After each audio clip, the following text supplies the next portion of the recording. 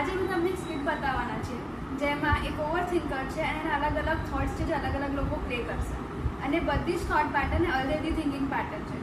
તો તમે ઓબ્ઝર્વ કરો કે આમાંથી તમે તો કોઈ થિંકિંગ પેટર્ન નથી ફોલો કરતા.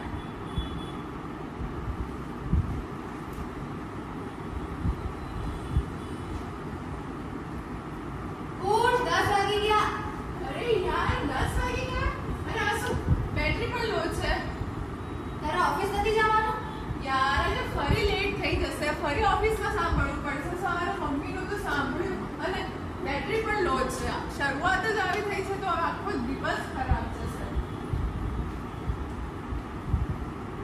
આખો દિવસ ખરાબ થશે. ખાલી એક ઇન્સિડન્ટ પર એમને માની લીધું કે એમનો આખો દિવસ ખરાબ થશે. એને આપણે ઓવર જનરલાઇઝેશન કહીએ છીએ.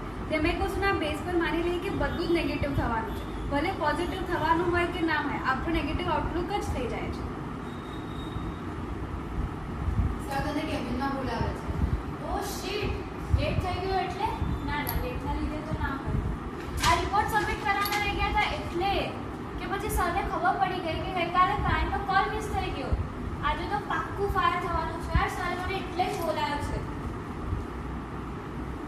આ હતું કન્ક્લુઝન જમ્પર. પ્રમોટ થવાના હતા કે ફાયર થવાના હતા, માની લીધું કે ફાયર જ થવાના છે. વિચારા કર અગર આપણે આપણા હિસાબે વસ્તુ કન્ક્લુડ કરી લઈએ છીએ.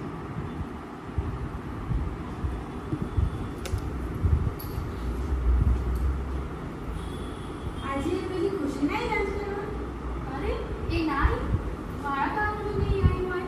શું રીઝન હોઈ શકે? મેં કંઈ કીધું એનું ખોટું લાગ્યું હશે કે પછી મેં મેસેજમાં તો કર્યું એટલે, યા પછી એને મારી કંપની જ નહીં ગમતી, યા મારા જ લીધે નહીં આવી હોય. શું તમે પણ ક્યારે આવું ફીલ કર્યું છે? કોઈ બી વસ્તુ માટે પોતાને જ બ્લેમ કર્યું છે? આને પર્સનલાઇઝેશન કહેવાય. કોઈ બી ઇન્સિડન્ટ આપણે માની લઈએ કે આપણે જ રિસ્પોન્સિબલ છે અને પોતે ગિલ્ટી અને નેગેટિવ ફીલ કરતા રહીએ.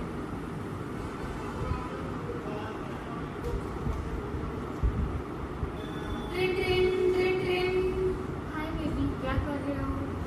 कुछ नहीं, बस काम काम काम. आप बताओ. बस यार मेरा भी काम चल रहा है. यार आई मिस यू. और ही ना, आज का पूरा दिन इतना खराब जा रहा है ना. एक काम करें, ऑफिस के बाद मिल सकते हैं क्या? ओ आज तो नहीं मिल सकते. हम कल या परसों मिले.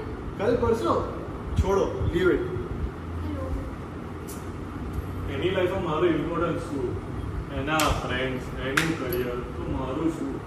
ક્યારેક તો મને પ્રાયોરિટાઇઝ કરી શકે ને. આટલું કીધું કે થાકેલો છું, બહુ કામ હતું, ખરાબ દિવસ ગયો છે, તો પણ ના પાડતી હતી મળવાનું. મારું ઇમ્પોર્ટન્સ છે.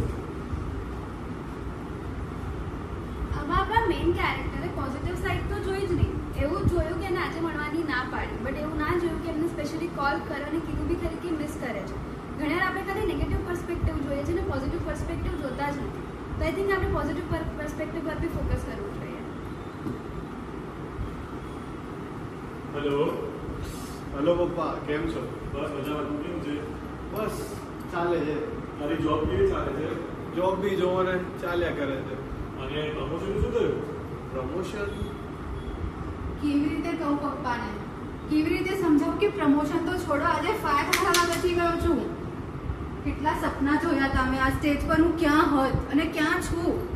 જ્યાં હતો ત્યાંનો ત્યાં. શું આ જોબનો કોઈ મતલબ બી છે? I literally feel like I am a failure. કઈ નહીં પપ્પા, એનું તો કરું છું, થઈ જશે. કે મારે કામ છે, હું તમને પછી ફોન કરું. થઈ જશે નહીં, થઈ ગયું હોત.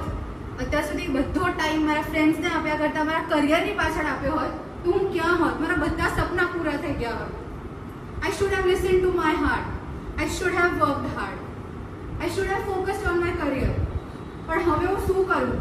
મારી આખી લાઈફ મને ખબર નથી પડતી કે હું કોની પાછળ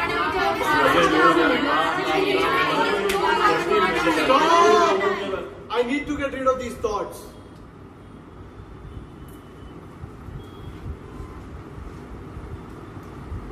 આવા અનહેલ્ધી થિંકિંગ પેટર્ન્સ આપણને એટલું ઓવરવેલ્મ ફીલ કરાવે છે કે ઘણીવાર we need to change our perspective. આમાં અગર આપણે લાસ્ટ 2 સીન જોઈએ તો એકમાં એને લાગતું હતું કે બિકોઝ આ લેવલે પ્રમોટ નહીં થયો, એને લાઈફમાં કંઈ કર્યું જ નથી.